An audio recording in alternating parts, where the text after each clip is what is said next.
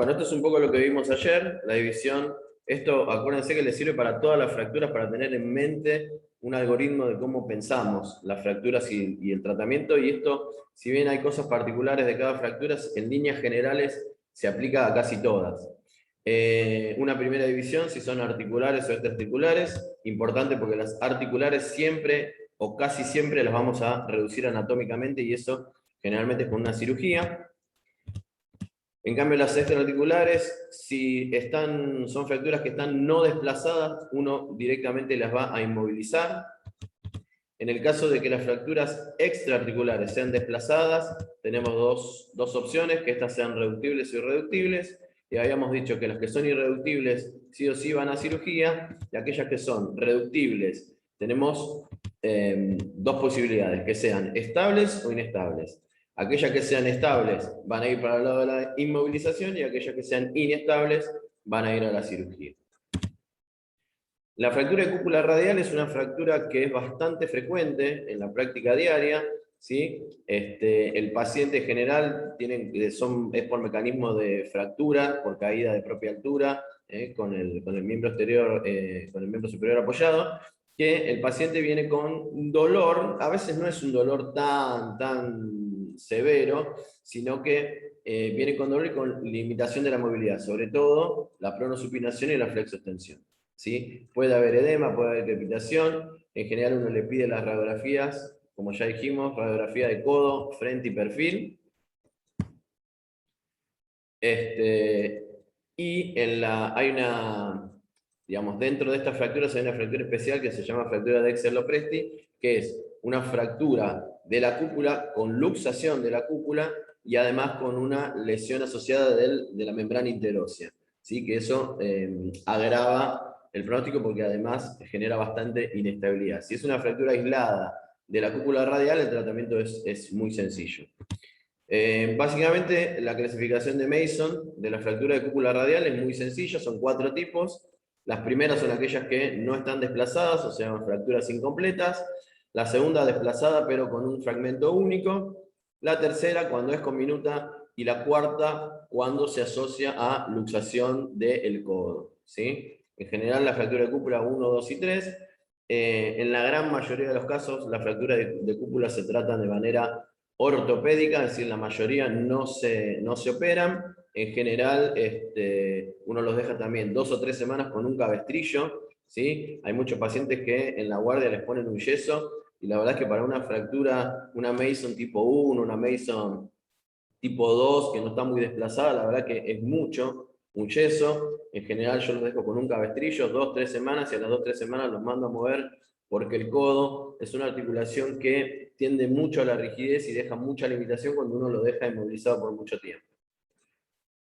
Obviamente que cuando la fractura es desplazada, cuando es conminuta, o cuando está asociada a otro tipo de patologías, suelen ser de resorte quirúrgico. Y dentro de lo quirúrgico, acá estaba, dice en el tipo 1 la inmovilización, en el 2, ahí más o menos, puedo inmovilizarlo o puedo hacerle una osteosíntesis. En el tipo 3, cuando está toda la cabeza conminuta, a veces es difícil volver a armar los fragmentos, y en esos casos se opta por una cúpula, que es una prótesis, que es esto que está acá abajo. Se sacan todos los fragmentos de la cúpula conminuta y se reemplaza por esto que es una prótesis de cúpula radial.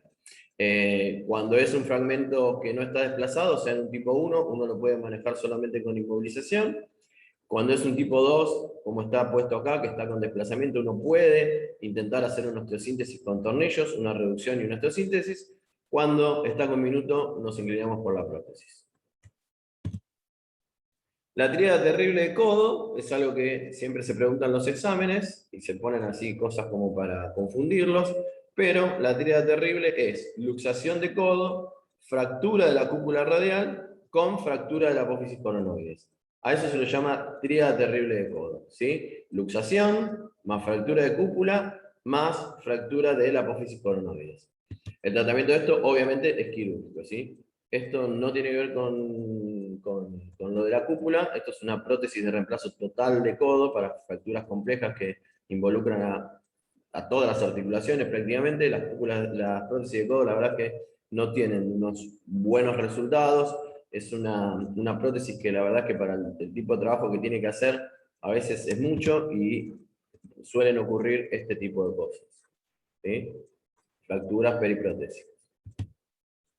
Bueno, fractura de antebrazo, seguimos bajando. La clasificación generalmente que se utiliza es la de la O, ¿sí? Que las clasifica en aquellas que son diafisarias simples, como sería en este caso. Tipo 1, si solamente está fracturado el cúbito. Tipo 2, si solamente está fracturado el radio. O tipo 3, si están fracturados ambos huesos. Las de fracturas tipo B en cuña, lo mismo. Siempre toman en consideración si es un solo hueso o los dos huesos los que están fracturados. Y lo mismo en el tipo C, como todas las fracturas que clasifica la O, son aquellas fracturas que son complejas. El tratamiento de todo esto, por más clasificación que nosotros le pongamos, el tratamiento casi siempre es la osteosíntesis. Así sea de un hueso solo, poco de, si, digamos, podríamos discutir si en una fractura de un solo hueso no desplazado nos conviene mantener al paciente con un yeso 2 meses, con un yeso braquipalmar, o sea que tome hasta el codo y parte del húmero, pero en realidad hoy por hoy se considera que el tratamiento de elección de este tipo de fracturas es la osteosíntesis, ¿sí? Acá está. En aquellas no desplazadas, ortopédico, medio que con signo de pregunta, en general son todos quirúrgicas. Y las complicaciones son las generales de cualquier fractura, consolidaciones viciosas, síndrome compartimental agudo o lesiones neurovasculares.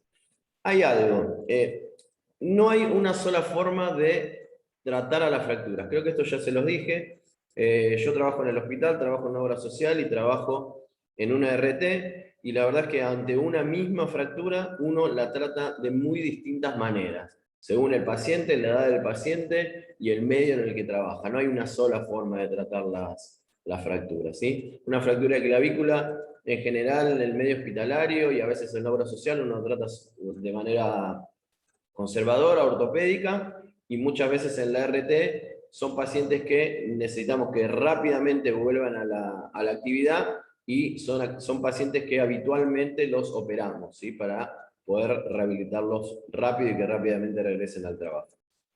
Eso se aplica a muchas fracturas, ¿sí? Hay muchas fracturas que, sobre todo las no desplazadas, que uno podría dejarlas con un yeso y por ahí sin necesidad de operarlo la fractura puede consolidar perfectamente, pero por ejemplo en el caso de las RT, todo lo que esté roto generalmente es pasible de resolución quirúrgica.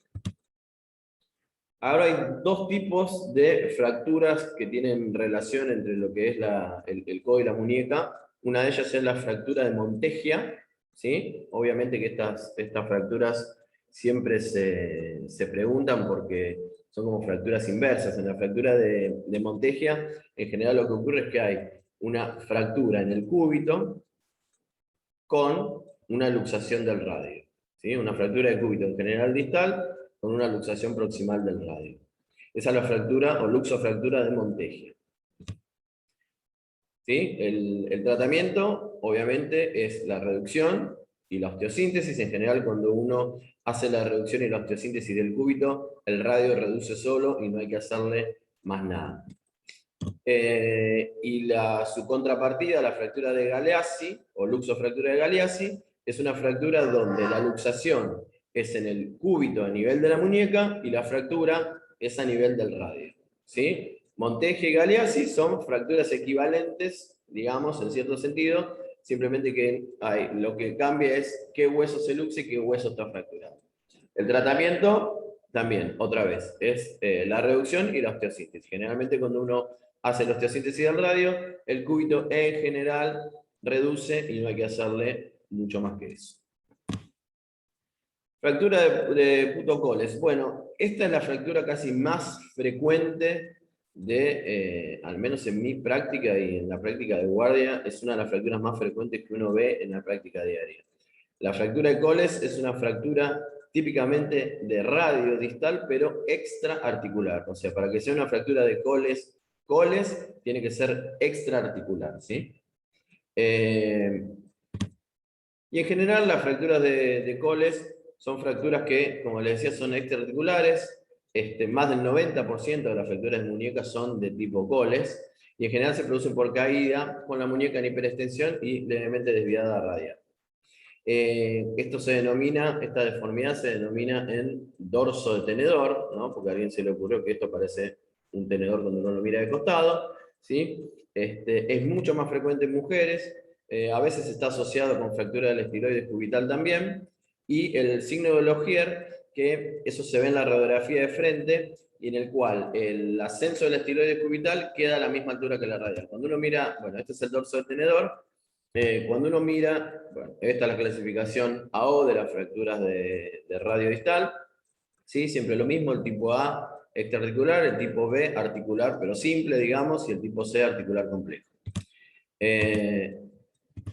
Las radiografías, lo que decía el ángulo de Logier es que siempre entre el estiloides cubital y el estiloides, perdón, entre el estiloides radial y el estiloides cubital, es normal que haya más o menos 1 centímetro de distancia entre uno y otro, ¿sí? Los parámetros que uno ve en la radiografía cuando tienen una fractura de radio es esto, la inclinación del radio, que habitualmente es de un promedio de 23, y la inclinación volar, que es de 11 grados. Estas cosas, la alteración de estos parámetros muchas veces son los que nos deciden a optar por un tratamiento quirúrgico o por un tratamiento ortopédico. En la mayoría de los casos, el tratamiento de este tipo de fracturas se hace en la guardia con una reducción y un yeso y controles semanales en los cuales uno a veces con una reducción y un yeso obtiene una buena reducción y muchas veces el tratamiento termina siendo ese. Pero los tiene que seguir a los pacientes casi todas las semanas con controles radiológicos para que esa fractura que se desplazó y que nosotros para ponerle el yeso la redujimos, hicimos la reducción, le hicimos el yeso y tenemos que controlarla todas las semanas para, para estar atentos de que esa reducción que nosotros logramos no se pierda, porque en el caso de que la reducción se pierda, la fractura ya se convierte en quirúrgica. Acá tenemos un ejemplo de fractura distal de radio. Bien, la fractura de Smith es igual que la Coles, es un poco menos frecuente, pero la angulación generalmente es palmar. En la de Coles, el fragmento distal se va hacia dorso, y en la de Smith, el fragmento distal se va hacia palmar.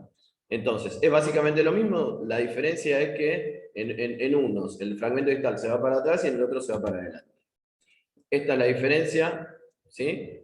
El desplazamiento de la epífisis en el caso de la Coles se va hacia dorso, y la contrapartida del desplazamiento hacia palmar en la fractura de Smith.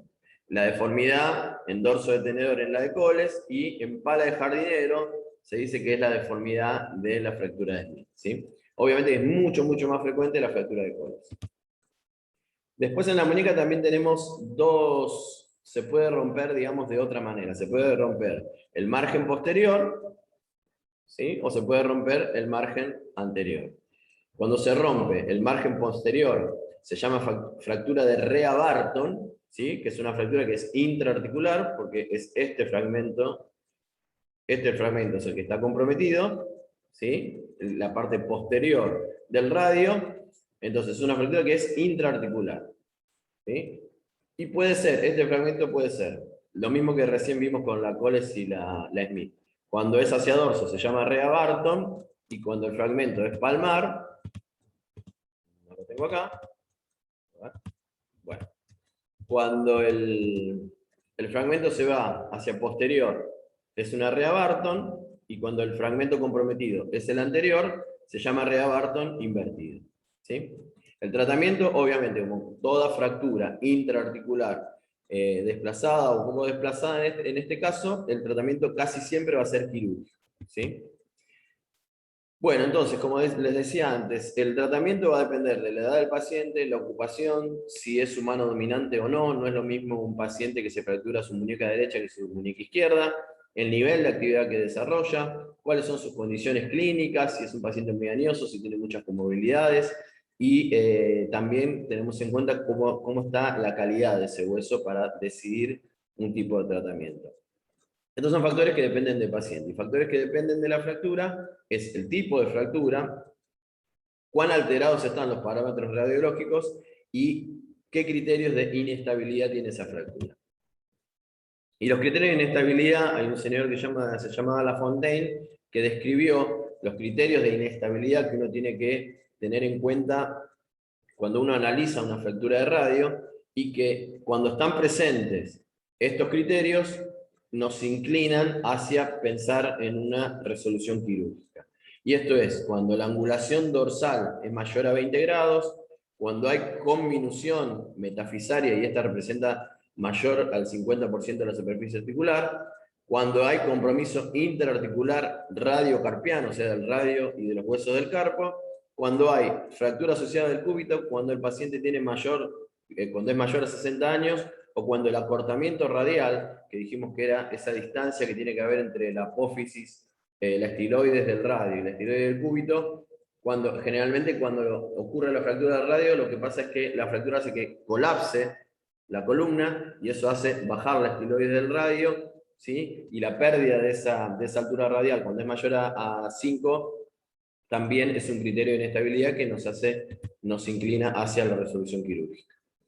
El tratamiento ortopédico, dijimos, con yeso es solo para aquellas fracturas que sean estables, no desplazadas o que tengan apenas un desplazamiento, en el cual se le hace una reducción por guardia.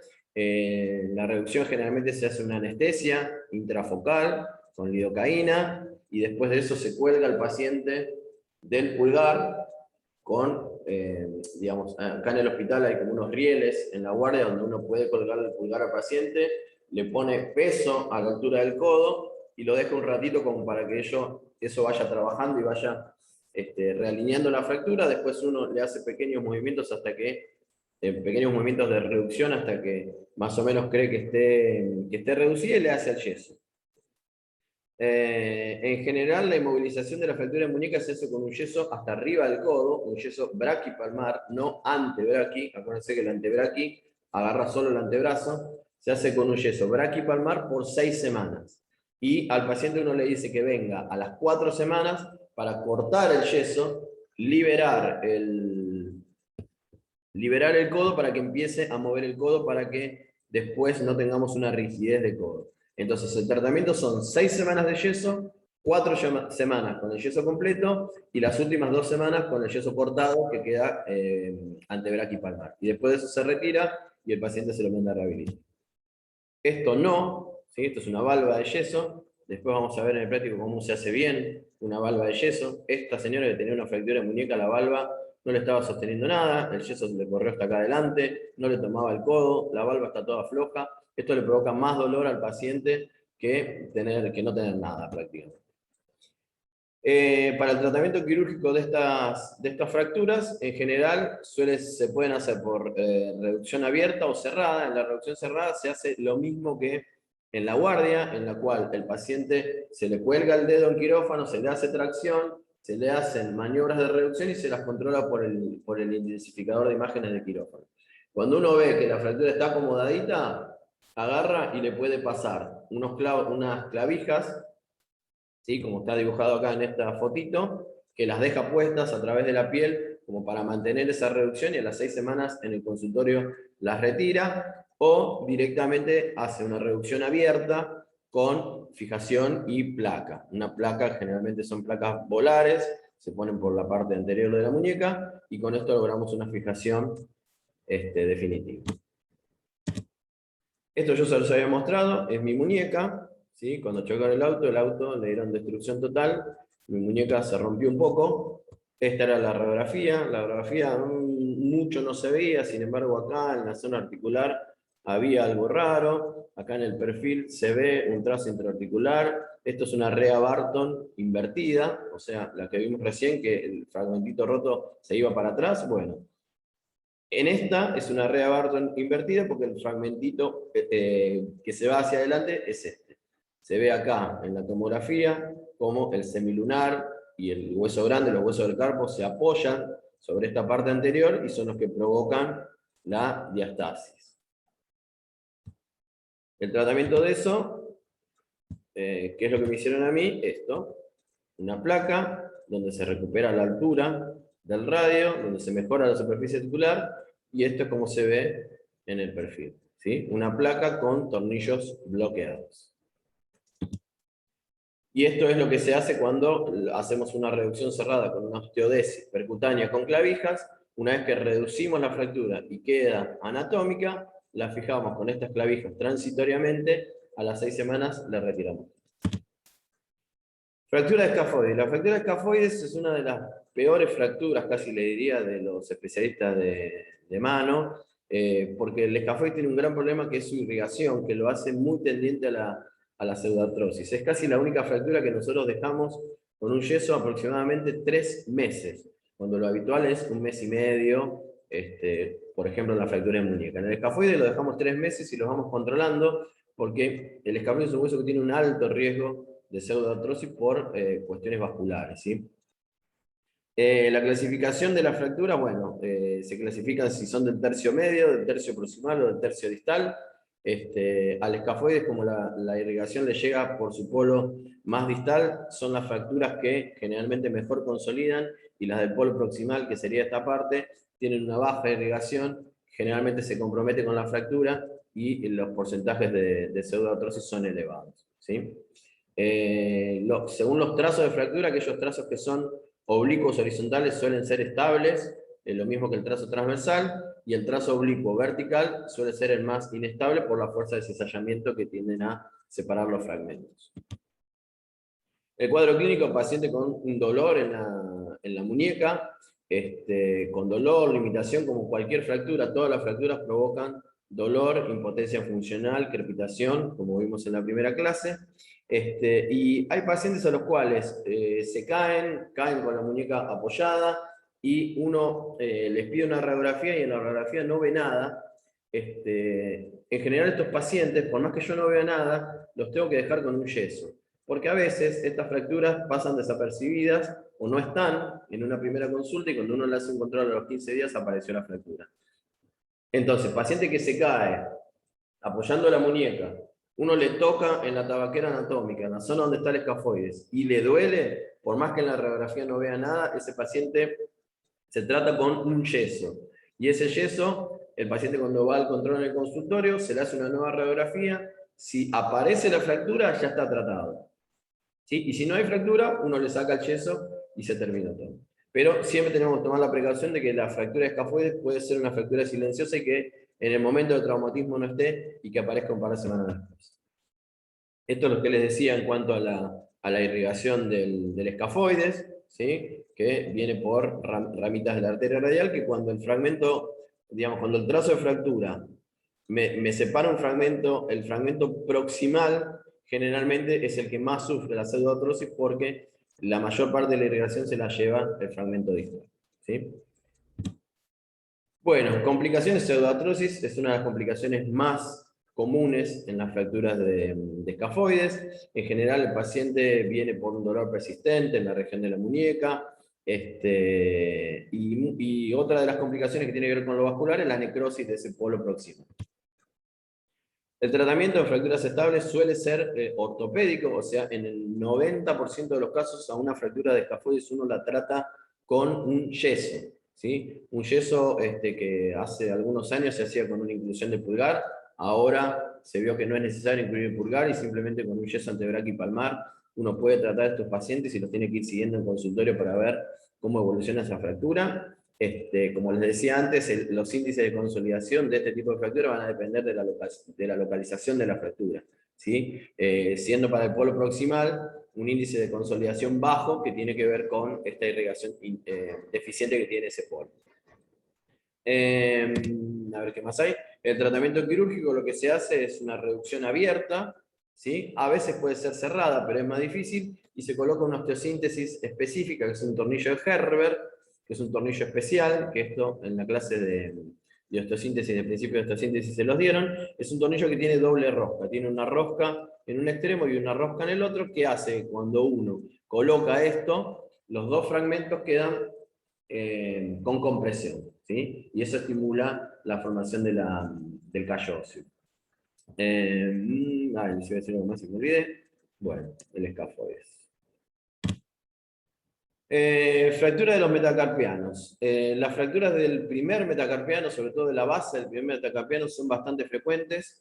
Tenemos la fractura de Bennett, que es una fractura donde el fragmentito de la parte articular de la base del metacarpiano queda adherida por unos ligamentos al resto de los huesos del carpo y lo que se luxa es parte del metacarpiano, ¿sí? Y la fractura de Rolando, que es una fractura también de la base intraarticular, pero en este caso es a varios fragmentos, ¿sí? Es una gran diferencia entre las fracturas de la base del pulgar. Fractura de Bennett es una fractura parcial y la fractura de Rolando es una fractura intraarticular, generalmente con minuto. El tratamiento es la reducción, con esta maniobra que se ve acá, se tracciona el pulgar, se empuja el metacarpiano hacia la zona hacia donde va a ir a encontrar el fragmento que falta, y generalmente se fija con unas clavijas para que eso no pierda reducción, ¿sí? Habitualmente lo que se hace es esto, se hace la reducción y una vez que el fragmento queda reducido, uno lo fija con unas clavijas transitoriamente, que a las 6 semanas retira las clavijas y ese es todo el tratamiento. Y a veces en las fracturas, no en las de Bennett, sino en las de Rolando, uno puede hacer una osteosíntesis para resolver esta fractura. La fractura de los metacarpianos, la más frecuente es la fractura del quinto metacarpiano, la fractura del boxeador, en la cual generalmente los pacientes siempre relatan que le pegaron, la mayoría de los pacientes le pegan a las paredes en ataques de furia y se les provoca la fractura con, generalmente el fragmento distal se va hacia volar, se flexiona de esta manera, ¿sí? Así como se ve acá en la radiografía, se rompe y se flexiona, y el tratamiento de esto también es la reducción. La gran mayoría de los casos se hace una reducción con un yeso. Esto se llama maniobra de Haas, H-A-S-S, que hacemos la reducción presionando sobre la falange para corregir la deformidad y se le pone un yeso en esa posición, ¿sí? En general los metacarpianos yo los inmovilizo por 4 semanas, después les saco el yeso y ya los mando a rehabilitar. Dentro de los criterios quirúrgicos de esto, lo que tenemos que fijarnos siempre es que cuando el paciente cierra el puño, los dedos en general apuntan hacia el escafoides. Si cuando el paciente cierra el puño, uno de los dedos no apunta hacia el escafoides, quiere decir que está rotado, y esa rotación nosotros sí debemos corregirla quirúrgicamente. Esta es una fractura medio diafisaria, transversal, con angulación del quinto metacarpiano, al cual se le puso una clavija como método de osteosíntesis. A veces se le hacen esto, se hace la reducción, o sea, se tracciona el dedo para reducir la fractura, y una vez que la fractura está reducida, se fija con unas clavijas, tomando como eje el hueso de al lado. A veces se puede hacer, en este caso, esta fractura oblicua, en la cual se le pueden colocar solamente unos tornillos cuando la fractura es larga, o se pueden poner placa con tornillos, una osteosíntesis. Una osteosíntesis también puede ser de este tipo, una placa con tornillos, y últimamente se está usando esto que son, acá hay varias fracturas, hay una fractura acá de la base, hay una fractura media diafisaria compleja acá, hay otra fractura acá transversal también, y que a este paciente se le colocó tornillos de Gerber, como los que se veían en el escafoides, pero que se ponen intramedulares, ¿sí? Y con esto se logra el tratamiento y la consolidación. Entonces, siempre que nosotros, ¿cuáles son las indicaciones para decidir si un paciente va a cirugía o no? En general, las fracturas expuestas, cuando hay lesión nerviosa o vascular asociada, en aquellas que son patológicas o aquellas en las cuales el tratamiento ortopédico no ha dado resultado, ¿sí? Bueno, ahora ya se corta, así que volvemos y pasamos a lo que queda de patologías no fracturas de codo hacia mano, ¿sí? Ahí volvemos. Bárbaro. Así van a ser las preguntas del examen, miren. Por favor, no. A ver quién resuelve esto.